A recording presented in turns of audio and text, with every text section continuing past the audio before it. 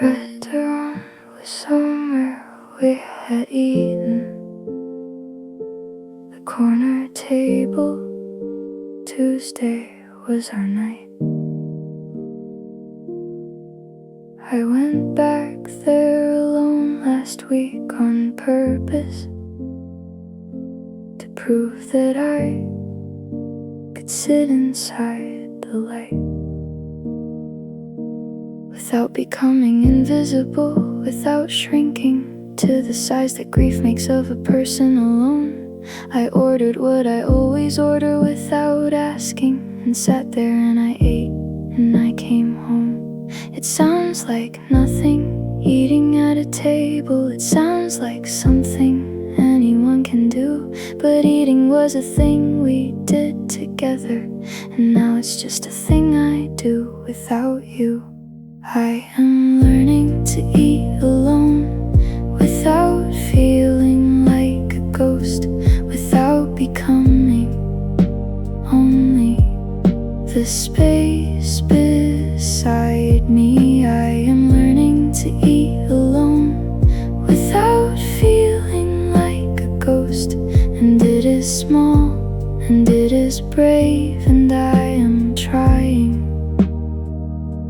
The restaurant, the table, the unnecessary second chair, the coffee that I drink before I leave the space. I am learning to eat alone without feeling like a ghost. And every time I do it, I take up a little more of my own room, a little more. I cook for one now, which took longer to adjust the half portions and the one plate at the table. I used to set 2 places out of habit and have to put one back when I was able to remember that the evening was for one now, that the kitchen was a different kind of full. I am learning all the single-person rituals, the small specific art of the pull toward making something beautiful for only me, toward eating well even when there's no one watching. I am learning to eat alone without feeling like a ghost. And some nights it is almost even nice. It sounds like nothing, eating at a table. It sounds like something anyone can do, but eating was a thing we did together, and now it's just a thing I do without you. I am learning to eat alone without feeling like a ghost, without becoming only the space beside me. I am learning to eat alone without feeling like a ghost, and it is small and it is brave, and I am trying. I think about all the people eating alone tonight in restaurants and kitchens all around the world, all the single candles and the 1 cup of coffee, all the table for 1 people quietly being whole. We are all of us learning how to take up space in the spaces that were shaped for 2 but aren't. I am learning to eat alone without feeling like a ghost. And the restaurant on Tuesday knows my name now, on my own, just mine. I am learning to eat alone without feeling like a ghost, and some days I am almost fully here. I am learning to eat alone without feeling like a ghost, and the ghost is getting further, getting clear.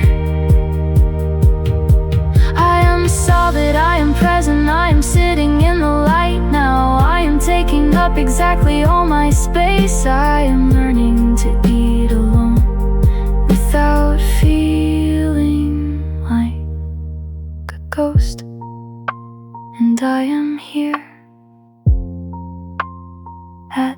table, taking up my place. My own place. At the table, taking up my space. No longer a ghost. My own place.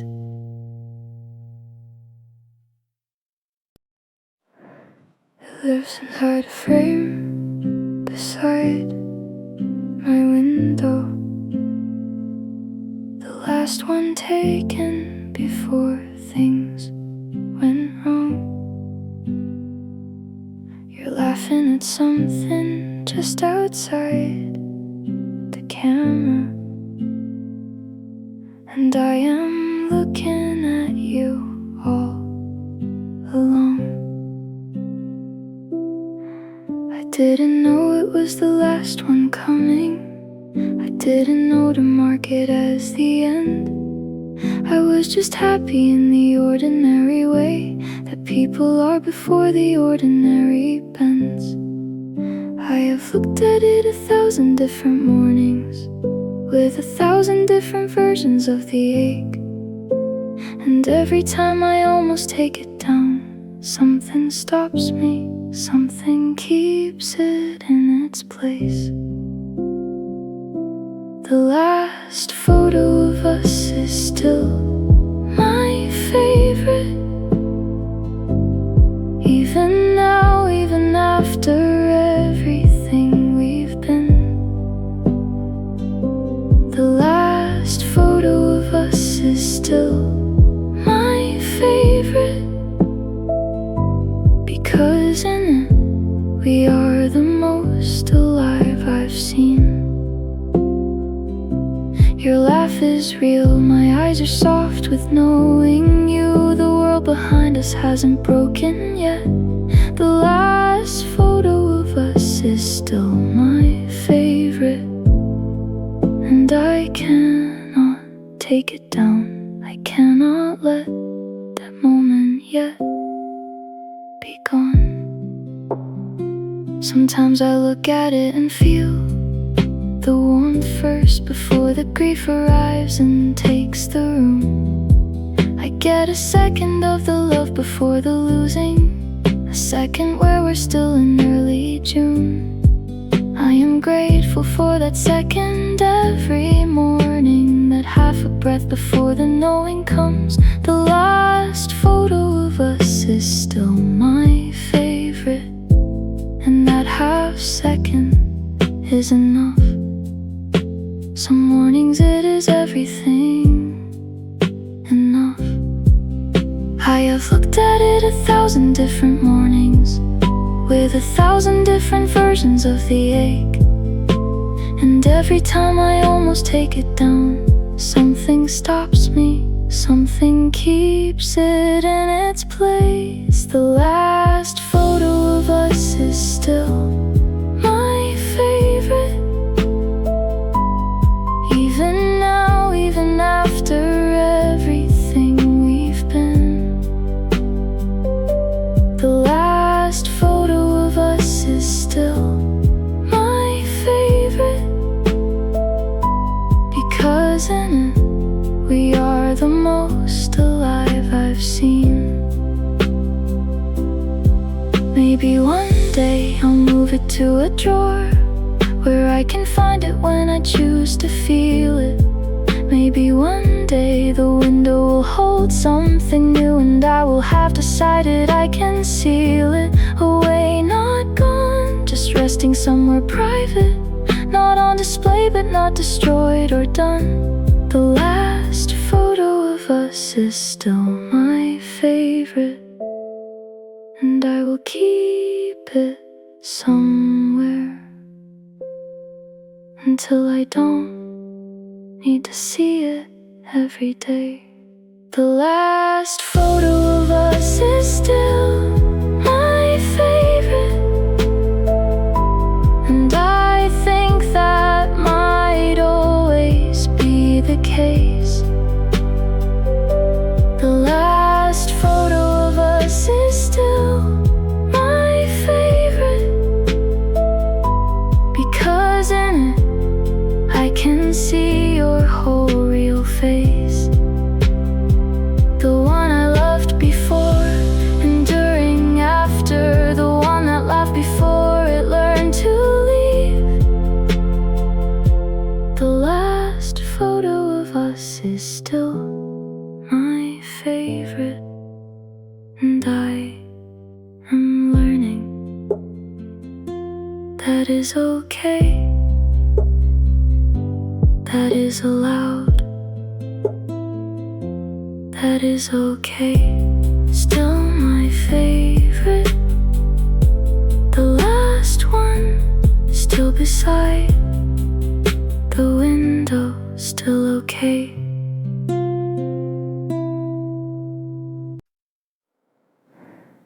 Grief to hurt the places where you marked me, the way a person hides a thing that shows. But lately I have been more honest with the showing, more willing to let what the loving left be known. You changed the landscape of me permanently, the way that rivers change the shape of stone. Not violently, but with consistency and pressure, until something permanent was carved into the bone. And I have been examining the carving with something less like grief and more like awe. Nobody told me love could leave a scar this beautiful. Nobody told me that's just what love does. Nobody told me love could leave a scar this beautiful, this terrible and gorgeous and completely mine. Nobody told me love could leave a scar this beautiful and visible along the fault lines. I am different in the places where you happened, more tender in the spots that learn to break. Nobody told me love could leave a scar this beautiful, and I am wearing it now like something earned, like something real, like something I would not undo. I meet new people and they see the whole of me without the knowledge of the shape beneath. They see the present version of my landscape, not knowing what it carved the valleys, what the grief had sculpted into something I now carry as part of me, as part of what I bring. The scar is in the way I love more carefully, the way I notice everything. And I have been examining the carving with something less like grief and more like awe. Nobody told me love could leave a scar this beautiful. Nobody told me that's just what love does.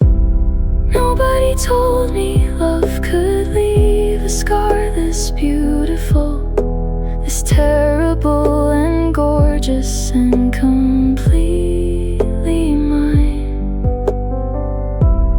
Nobody told me love could leave a scar this beautiful and visible along the fault lines.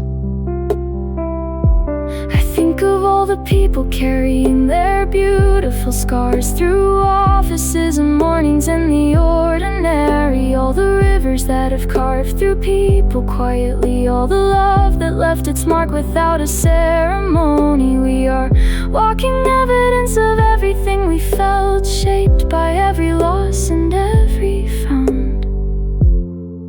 Nobody told me love could leave a scar this beautiful, but I am glad the carving made a sound, made me this sound. Nobody told me love could leave a scar this beautiful, but I am telling you now, so you know. Nobody told me love could leave a scar this beautiful, and the scar is how the light gets in below, through the broken parts of what was built and open, through the places where the love went through. Nobody told me love could leave a scar this beautiful, but you left one, and it is among the most beautiful things I carry. You left it here. Beautiful scar left by love, among the most beautiful things I carry.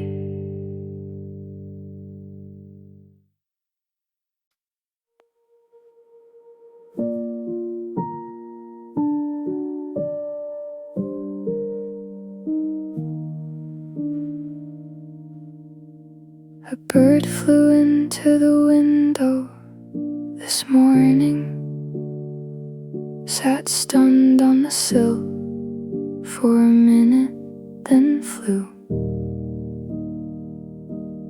And before the thought had fully formed inside me, my hand was reaching for my phone to tell you. The song came on, I knew you would have loved once. I had the message ready in my head. I caught myself before I hit the sending, and sat inside the space of that instead. The habit lives below the level of the decision, below the conscious choosing, below the mind. It lives in the reflex of the love we practiced, in the 10,000 times I sent and you replied. The hardest part is that I still reach for my phone to tell you the small things that you're not here for. The hardest part is that I still reach for my phone and then remember, and then put it down once more.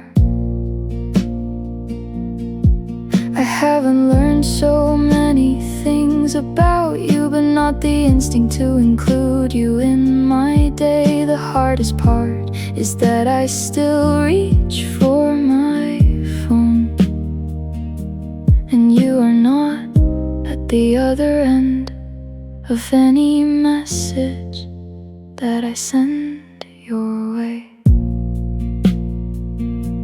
A funny sign outside a shop today, the kind of thing that would have made you laugh out loud. I photographed it and the photograph just sits there, a message with no recipient, too proud to send it to the void, to send to no one. So I keep it like I keep the other things, the small moments that your absence interrupts, the ordinary everything that stings. The habit lives below the level of the decision, below the conscious choosing, below the mind. It lives in the reflex of the love we practiced, in the 10,000 times I sent and you replied. The hardest part is that I still reach for my phone to tell you the small things that you're not here for. The hardest part is that I still reach for my phone and then remember, and then put it down once more. Someday the reflex will stop reaching for you. Someday a bird will sit stunned on the sill, and I will watch it and return to what I'm doing, without the phantom reaching of the still in love reflex drill. But until then I will collect the unmade messages, the photographs of signs you'd find hilarious. The hardest part is that I still reach for my phone, and someday I will reach for someone else, or for no one, or for peace. The hardest part is that I still reach for my phone, but reaching means the love is still alive in me. The hardest part is that I still reach for my phone, and I am learning to receive that tenderly. Reaching is not weakness, it is love still living, still finding ways to point toward what it knew. The hardest part is that I still reach for my phone, but I am learning to send those messages to myself now, to myself. Still reaching for no one now, learning to send to myself.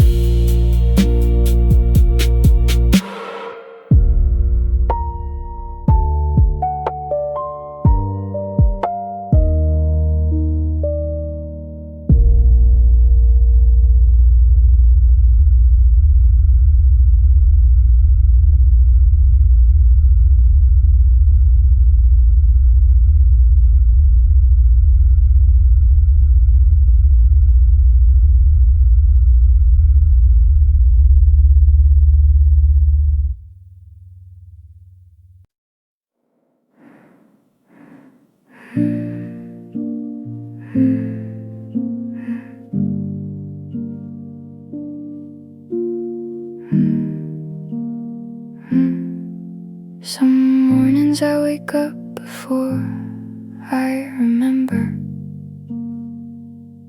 There is a second where the world is simply day, and I exist inside that second lightly,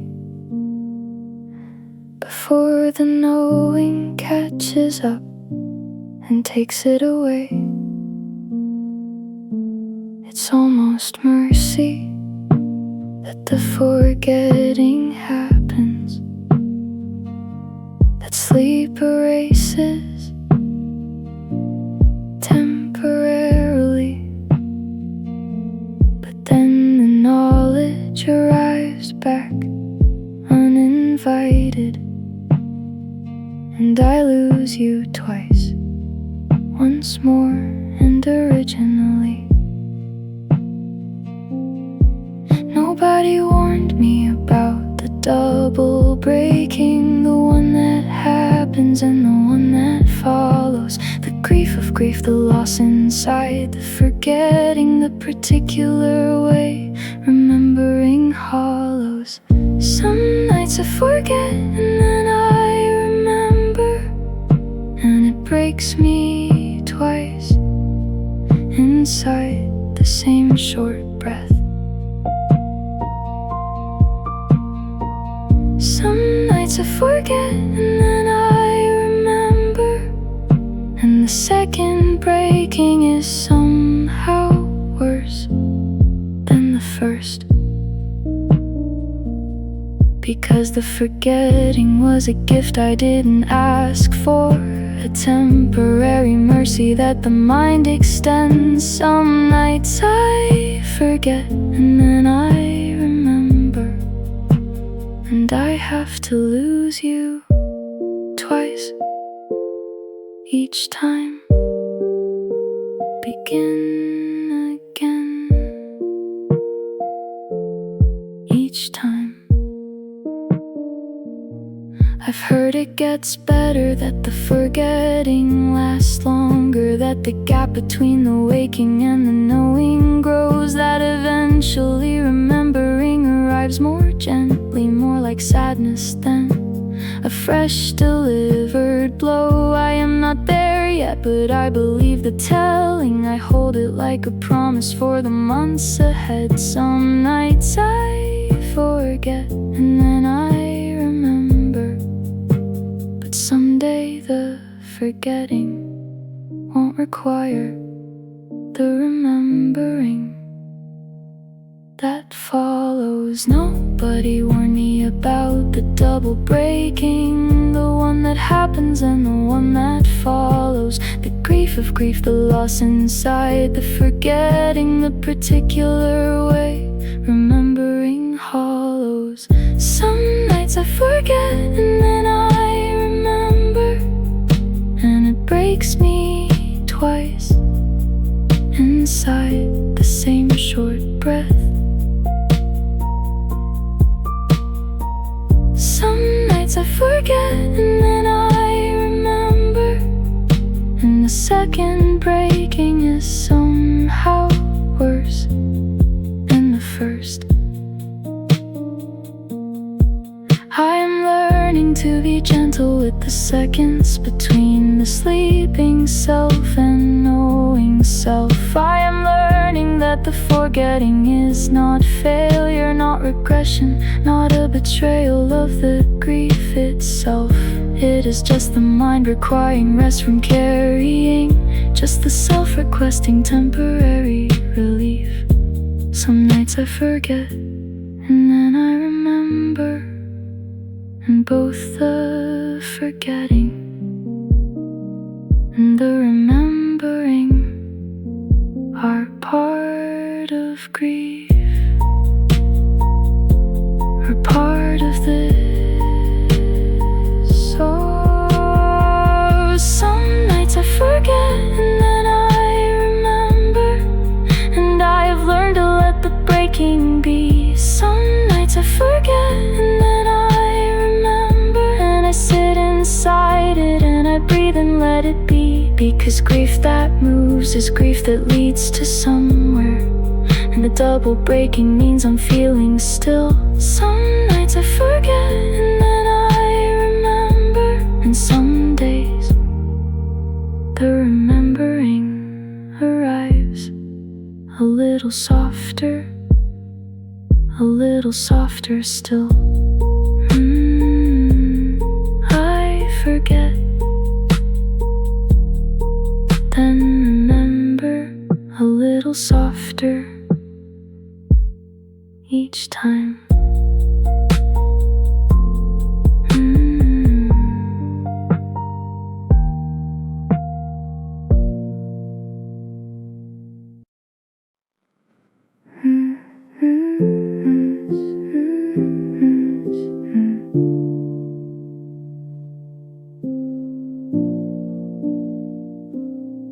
I miss your laugh, I miss your voice, I miss your presence. These are things I tell myself in quiet, but underneath the missing you I've been less honest about the other thing that I am missing by it.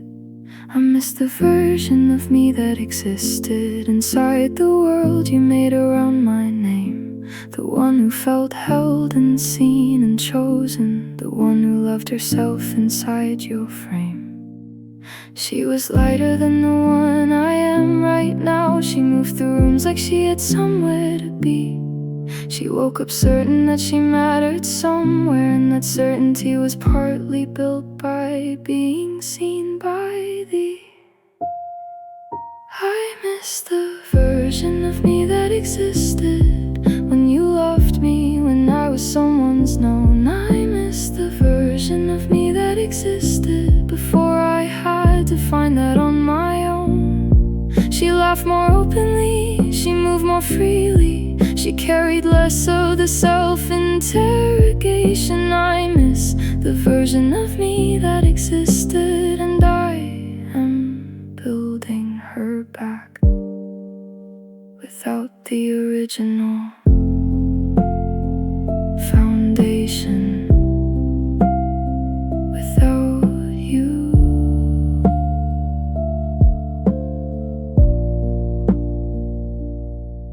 know that I should not have built myself, but on the scaffolding of someone else's love. I know that I was always whole before you.